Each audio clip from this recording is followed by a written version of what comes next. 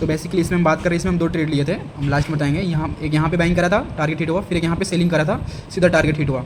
Time लगा, 1 दिन पूरा होल्ड करने पड़ा इसमें, और इसमें कुछ मतलब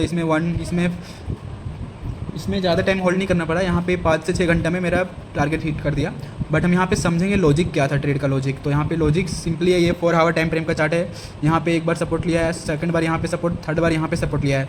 तो प्राइस ये एक स्ट्रॉन्ग डिमांड जोन था, यहाँ पे स्ट्रॉन्ग डिमांड जोन। ये स्ट्रॉन्ग डिमांड जोन मैंने कैसे आइडेंटिफाई किया, यहाँ से प्राइस काफ़ी इंपल्सिव मूव दिया है अप साइड तरफ। तो यहाँ पे अगर हम 1 आवर टाइम फ्रेम पे जाते हैं, और 1 आवर टाइम फ्रेम पे नहीं, मैंने 4 आवर टाइम फ्रेम पे ऑर्डर ब्लॉक जोन मतलब डिमांड जोन मार्क कर रखा था। यहाँ पे देख सकते हैं, ये रहा ऑर्डर ब्लॉक जोन, जहाँ से प्राइस काफ़ी अच्छा खासा रैली दिखाया था। लेकिन प्राइस फिर से डाउन ट्रेंड में शिफ्ट होकर उसी डिमांड जोन में प्राइस दोबारा आया।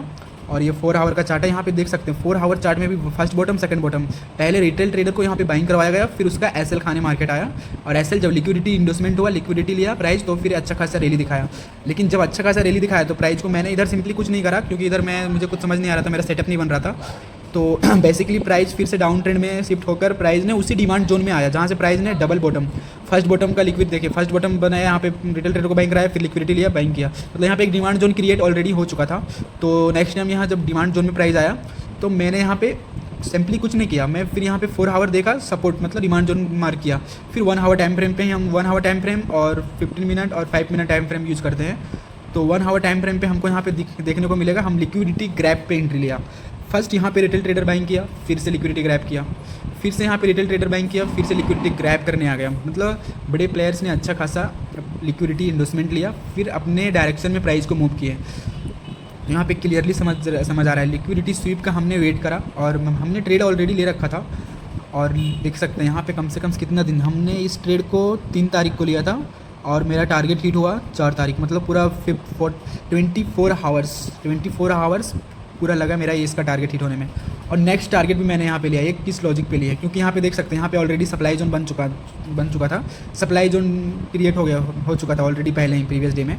तो ये जब ट्रेड मैंने लिया ना बॉस, तो इसमें भी सेम था, फर्स्ट बाइंग करवाया गया, फिर मार्केट डबल बॉटम बनाया, हालांकि लिक्विडिटी नहीं लिया, बट यहाँ पे एक स्ट्रॉन्ग वीक कैंडल पे देख के हमने एंट्री ले लिया। यहाँ पे स्ट्रॉन्ग वीक कैंडल मैंने देखो, मेरा एसएल थोड़ा हट के था, अगर लिक्विडिटी लेता भी बॉस, तो ये वीक के थोड़ा जस्ट अपोजिट साइड में थोड़ा और मूव करता, मतलब इस वीक के साइड में मूव करता, वहाँ तक लेता, लेकिन मेरा एसएल तक जाना इम्पॉसिबल था। तो मेरा ये इसे लॉजिकल एसएल कहते हैं भाई। देखो अगर प्राइस ना रिटेल ट्रेडर का एसएल भी खाने आ रहा है ना, तो उस एसएल हंटिंग से बचो, मतलब वहाँ से थोड़ा हट के लगाओ, तब तुम्हारा एसएल हंट होने से बचोगे। और प्राइस में मतलब जब प्राइस अपना रैली दिखाएगा रियल डायरेक्शन में, तब तुम वहाँ पे टिके रहो, मतलब ट्रेड को राइड कर पाओ, ना कि तुमको मार्केट पहले उठा के फेंक दे। तो यहाँ पे सिंपली देख सकते हैं मेरा फर्स्ट टारगेट हिट हुआ, सेकंड टारगेट, इसमें भी भाई लगभग 20 आवर्स लगी गए, मतलब 15 से 20 आवर्स मेरा टारगेट हिट होने में लग गया। तो भाई डबल बॉटम, देखो माइंडसेट क्लियर होना चाहिए, माइंडसेट। और यहाँ पे हम अगर 5 मिनट टाइम फ्रेम पे अगर जाके देखते हैं ना बस, तो 1 मिनट देखते हैं, बहुत दिन हो गया ट्रेड लिए हुए, लेकिन हम देखते हैं। देखो 5 मिनट टाइम फ्रेम पे हमने लिक्विडिटी ग्रैब का वेट किया। देखो इधर मैं सिंपली लिख के रखा था, इधर का लिक्विडिटी ग्रैब करेगा मार्केट, तभी हम बाइंग ऑर्डर डालेंगे। तो इधर का लिक्विडिटी ग्रैब करने आया प्राइस, तब हम इधर का लिक्विडिटी ग्रैब किया, और फिर प्राइस ने जब आप रैली दिखाया तब हम एंट्री लिए। तो देखो भाई जब आप रैली दिखाया ना, देखो प्राइस ऊपर गया, इधर में डर, फिर प्राइस नीचे आ रहा था। अगर मैं ये सोच के एग्जिस्ट कर जाता कि यार प्राइस अब नीचे आ रहा है, मेरा एसएल खा लेगा, अभी इतना ही लॉस हो रहा है, अभी बस इतना ही मैं एग्जिस्ट कर देता हूँ और ज़्यादा नहीं। लेकिन ऐसा ये रिटेल ट्रेडर का माइंडसेट है। तो रिटेल ट्रेडर वाला माइंडसेट हमको चाहिए नहीं, एक स्ट्रॉन्ग प्रोफेशनल ट्रेडर वाला माइंडसेट। स्ट्रॉन्ग प्रोफेशनल ट्रेडर वाला माइंडसेट मतलब भाई अपना सिस्टम को फॉलो करना, अपना रूल और अपना प्रोसेस को फॉलो करना। मेरा रूल और प्रोसेस में सिंपल था, मैं टारगेट तक वेट करूंगा, चाहे मार्केट प्राइस कुछ भी कितना भी अप या डाउन मूव करेगा, मेरा या तो एसएल लेगा या तो टारगेट देगा। मेरा माइंडसेट सिंपल था। देखो भाई माइंडसेट जितना क्लियर और सॉलिड रहेगा ना, उतना कंसिस्टेंट प्रॉफिट करोगे मार्केट में। अगर जहाँ पे तुम्हारा माइंडसेट खराब हुआ, वहाँ से तुम्हारा लॉस स्टार्ट हो जाएगा। अपना मनी को अगर इंक्रीज़ करना है ना, मतलब प्रॉफिट बने रहना है ना मार्केट में, तो भाई लॉन्ग टर्म सोचो, शॉर्ट टर्म मत देखो, और अपना माइंडसेट क्लियर रखो। जहाँ तुम्हारा माइंडसेट क्लियर और सॉलिड रहेगा ना, वहीं पे तुम्हारा प्रॉफिट सॉलिड और क्लियर रहेगा। तो देख सकते हैं इधर भी मैं एक ट्रेड ले सकता था जब प्राइस यहाँ मेरा टारगेट हिट हुआ। तो यहाँ पे ये बेसिकली 5 मिनट का टाइम फ्रेम है। तो 5 मिनट का टाइम फ्रेम ही देखते हैं। देखो मार्केट ने ऑलरेडी यहाँ पे एक क्या बोलते हैं इसको, मार्केट ऑलरेडी डिमांड जोन में, मतलब डिमांड जोन में आ गया है बस। प्राइस यहाँ पे बाइंग कराया, एसएल लिया, यहाँ पे मार्केट क्लोज हो गया, लेकिन मार्केट डिमांड जोन में ही है। तो मार्केट क्या किया, देखो मार्केट एक स्ट्रॉन्ग हाई को तोड़ दिया, अप ट्रेंड में शिफ्ट हो गया ऑलरेडी। तो देखो मार्केट अब इधर एक स्ट्रॉन्ग लिक्विडिटी ग्रैब होने का वेट करो और बाइंग करो। तो अगर हम यहाँ पे ये एक स्ट्रॉन्ग लिक्विडिटी ग्रैब कन्फर्मेशन है, इधर का लिक्विडिटी लिया, इधर का लिक्विडिटी लिया प्राइस, इधर का भी लिक्विडिटी लिया, इधर का भी लिक्विडिटी लिया, तो ये जब लिक्विडिटी लिया ना बॉस, फिर से जब प्राइस बुलिश इंगल्फिंग दिखाए ना, तो इधर तुम एंट्री ले सकता है, लेकिन बुलिश इंगल्फिंग के नीचे तुमको एसएल रखना पड़ता है। ये लॉजिकल एसएल है, तो इसमें तुम्हारा फिर से अच्छा खासा टारगेट हिट होता। लेकिन इसमें ट्रेड देखो ये सब तो हम 1 आवर में सीख गए हैं, 1 आवर में हम एनालिसिस कर लेते हैं। 1 आवर में इसको भी एक बार एनालिसिस करते हैं, इसको भी 1 आवर में एक बार एनालाइज कर लेते हैं।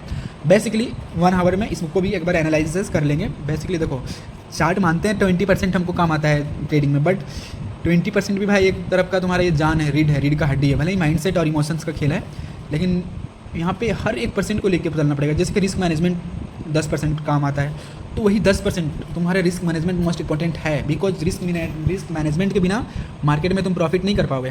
तो 1 आवर में देख सकते हो सिंपली डबल बॉटम बनाए, प्राइस आ गया। यहाँ पे हम 1 आवर में एंट्री कर लिए हैं, मतलब आइडेंटिफाई कर लिए बस। तो इधर भी देख सकते हैं, इधर का लिक्विडिटी लिया, फिर प्राइस ने रियल डायरेक्शन में मूव किया प्राइस। अब यहाँ पे 1 आवर में देखते हैं, प्राइस ने फर्स्ट बॉटम बनाया, फर्स्ट बॉटम बाइंग करवाया, लेकिन लिक्विडिटी लिया बस। फिर मार्केट ने अच्छा खासा अप्रैल दिखाया। तो भाई देखो 1 आवर टाइम फ्रेम में जितना क्लियरली एंट्री और जितना क्लियरली एसएल तुम्हारा सेट होगा ना, उतना तुम्हारा 5 मिनट टाइम फ्रेम पे, 15 मिनट टाइम फ्रेम पे सेट नहीं होगा बस। क्योंकि ये 1 आवर ने एक मतलब बड़े प्लेयर्स को बड़े प्लेयर्स ने काफ़ी बड़े भारी मात्रा में अपना ऑर्डर्स को एग्जीक्यूट करना होता है। तो अब भाई 5 मिनट टाइम फ्रेम पे क्या होता है, ज़्यादा नॉइस होता है, ज़्यादा अप डाउन तुमको क्लियरली लिक्विडिटी और बॉटम समझ नहीं आएगा मार्केट ट्रेंड आइडेंटिफाई स्ट्रक्चर। तो 1 आवर टाइम फ्रेम पे यहाँ पे ज़्यादा यूज़ होता है। देखो तुम अगर बॉटम लिक्विडिटी यूज़ करते हो, बेसिकली तुम्हारी ये स्ट्रैटेजी है। देख सकते हो रिटेल ट्रेडर बाइंग किया, एसएल लिया, और एसएल मार्केट लेकर ही अच्छा खासा मूव देता है, और मार्केट अच्छा खासा मूव दिया है। सेम इधर भी हुआ था, फर्स्ट बॉटम सेकंड बॉटम पे एसएल लिया, लिक्विडिटी हंट करके ऊपर निकल गया। तो भाई ये ना एक कॉमन बात है, मतलब ये कि लिक्विडिटी लेने दो, लिक्विडिटी कंसेप्ट अपना स्ट्रेटजी में ऐड रखो ही रखो। और स्ट्रॉन्ग लिक्विडिटी ऐड मतलब लिक्विडिटी हंट या तो इंडिसमेंट ग्रैब होने के बाद ही तुम एंट्री लो। देखो प्राइस क्या होता है, मान लो स्विंग है, स्विंग लो बना रहा है, तो प्राइस पहले अपोजिट डायरेक्शन में लिक्विडिटी ग्रैब किया, फिर रियल डायरेक्शन में मूव किया। तो देख सकते हैं यहाँ पे डिमांड जोन था, प्राइस पहले स्विंग हाई लो बनाया हुआ, ट्रांसफर टाइम फ्रेम पे पहले अपोजिट डायरेक्शन में लिक्विडिटी ग्रैब किया, फिर रियल डायरेक्शन में लिक्विडिटी लेके मूव किया रियल डायरेक्शन में। तो तुम्हारा स्ट्रैटेजी में भी ये है, swing high swing low, opposite direction में लिक्विडिटी हंट किया, फिर रियल डायरेक्शन में। तो देख सकते हैं फिर उसका अपोजिट में swing high swing low, opposite direction में लिक्विडिटी लिया स्विंग लो का, फिर अपना रियल डायरेक्शन मूव किया। देख सकते हैं इधर देख सकते हैं संजय, स्विंग है स्विंग लो, स्विंग है स्विंग लो, यहाँ पे डिमांड जो है प्राइस समझ लो बड़े प्लेयर्स बाइंग ही करेगा, तुम वेट कर रहा है लिक्विडिटी ग्रैब करने का। स्विंग है स्विंग लो, स्विंग है स्विंग लो, तो स्विंग लो को तोड़ दिया, लिक्विडिटी ग्रैब किया, फिर तुरंत रिवर्स कर गया प्राइस, और प्राइस रिवर्स करके अपने रियल डायरेक्शन में लास्ट जो हाई बना था उसको तोड़ के मार्केट ट्रेंड शिफ्ट हो गया। अब ट्रेंड में तब तुमको वहाँ पे एंट्री लेना है जब मार्केट ट्रेंड शिफ्ट हो जाता है। तो ये भाई दिमाग में अपना देखो, जितना क्लियर शॉर्ट स्ट्रैटेजी रखोगे ना उतना ज़्यादा रहेगा। मार्केट में ज़्यादा कुछ नहीं सीखना है संजय, इमोशंस और माइंडसेट, इस 3 चीज़ को ना मास्टर कर लो भाई, और बस 20% स्ट्रैटेजी तो तुम्हारे पास है ही, स्ट्रैटेजी तुम कहीं से भी उठा लोगे। बस इसी पे काम करो, तुम एकदम डीड एक्सपीरियंसली तुम ट्रेड करो, ऐसे मशीनरी का ट्रेड, मतलब मशीन जैसा ट्रेड करो। जैसे कि तुम यहाँ पे एंट्री ले लिया तो बीच में कुछ नहीं किया, मशीन है हम मेरा टारगेट है यहाँ तक, तो यहीं तक हम रुकेंगे चाहे ऐसे लगाया है। लेकिन इंसान क्या होता है, उसका इमोशंस उसके ऊपर हावी हो जाता है, बीच में एग्जिस्ट कर जाता है। तो ये नहीं करना है भाई, इंसान इमोशनली देखो। ट्रेडिंग तुम जितना मशीन का जैसे ट्रेड करोगे ना, मशीन जैसे चैट जीपीटी AI हो गया, मशीन है एक चले जा रहा है अपना प्रोसेस पे ही बीच में नहीं रोकता है। तो उसी तरह यहाँ प्रोसेस में ट्रेडिंग में भी है, जितना मशीन की तरह तुम ट्रेड करोगे उतना ज़्यादा तुम प्रॉफिट रहोगे।